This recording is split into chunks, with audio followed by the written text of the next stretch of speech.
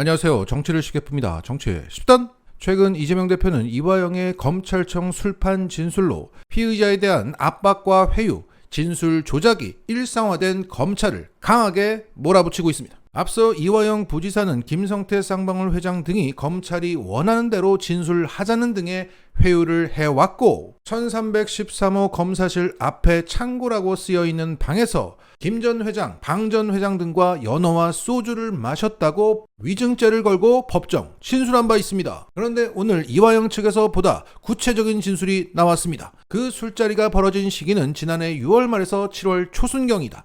6월 30일 19회차 조서를 쓴 직후에 이뤄진 것으로 보인다 라고 말했습니다. 그리고 그 술자리는 1315호 검사실 앞에 창고가 아니라 맞은편 1313호 검사실 오른편 진술 녹화실이라고 교정했습니다. 그러니까 보다 정확한 장소를 재특정했던 겁니다.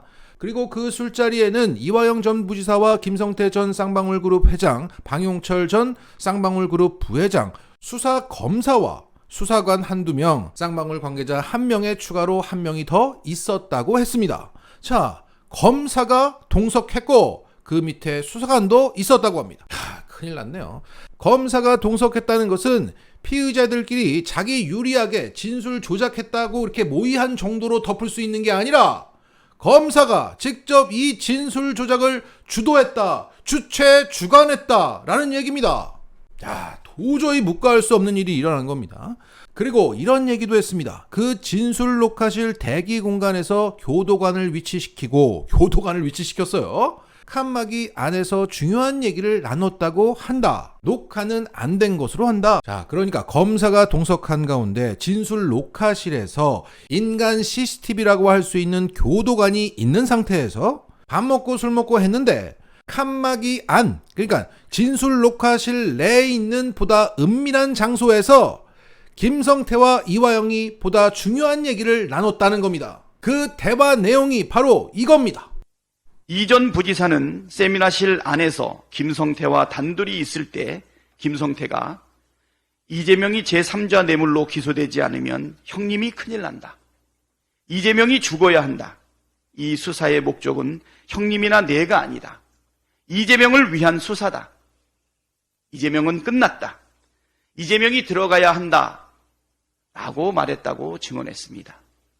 이 전 부지사의 진술이 사실이라면 검찰의 묵인 혹은 방조하에 이 전 부지사의 진술을 바꾸기 위한 목적으로 연어 회덮밥, 술 파티를 벌였다는 것입니다. 자, 검사가 동석했습니다. 이것은 진술 조작을 묵인, 방조한 정도가 아니라 주도한 겁니다.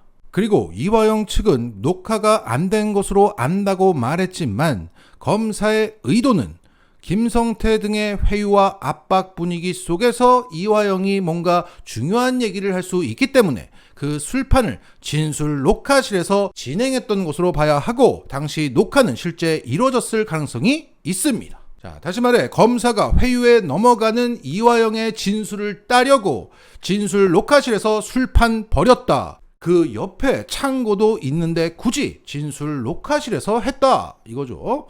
자, 또한 이화영 측은 이렇게 구체적인 정황도 말했습니다. 쌍방울 관계자가 연어를 가져온 게 오후 5시에서 6시다. 김 전 회장이 얼굴이 시뻘개질 때까지 술을 마셔서 검찰이 시간을 끌어서 술을 깨게 만들어서 보냈다고 한다. 그리고 이화영 측은 이화영이 직접 그린 그림까지 공개했습니다.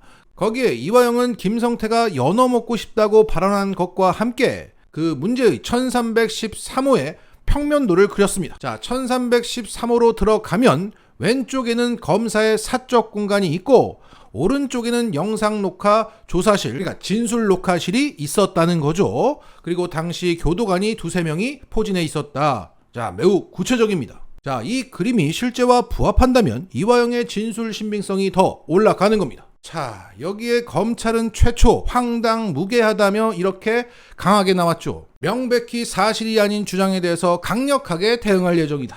여기에 이재명 대표는 대장동 의혹 재판에 출석하면서 검찰의 태도로 볼 때 이화영의 폭로가 100% 사실로 보인다고 말하면서 그 CCTV 출정 기록, 소환된 기록, 담당 교도관의 진술을 확인하면 간단하다고 말했습니다. 그러자 검찰의 반응이 한층 누그러졌습니다. 이재명 대표가 당시 CCTV를 공개하라고 주장한 데에 대해서 MBN과 인터뷰한 대검 관계자는 이렇게 말했습니다. 개인정보보호법상 영상정보 보존 기한이 있기 때문에 1년 전 영상이 남아있을지 의문이다. 차라리 CCTV 영상이 남아있어서 당시 현장을 보여주고 싶다라고 답답함을 토로했다고 합니다. 이후 TV조선과 인터뷰한 검찰 고위 관계자는 이렇게 말했습니다.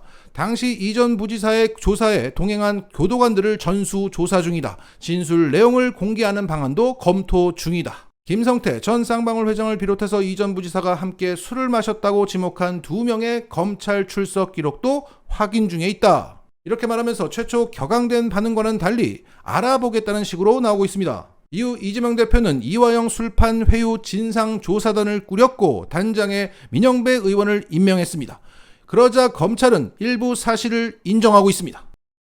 오늘자 YTN 보도기사를 그대로 읽어보겠습니다. 검찰은 상상할 수도 없는 황당무계한 주장이고 일일이 대응할 가치가 없다는 입장이었지만 논란을 해소하기 위해 사실관계 확인에 나섰다. YTN 취재 결과 검찰은 지난해 이전 부지사에 대한 대질조사 당시 한 차례 식사를 제공한 적은 있었던 것으로 파악됐습니다.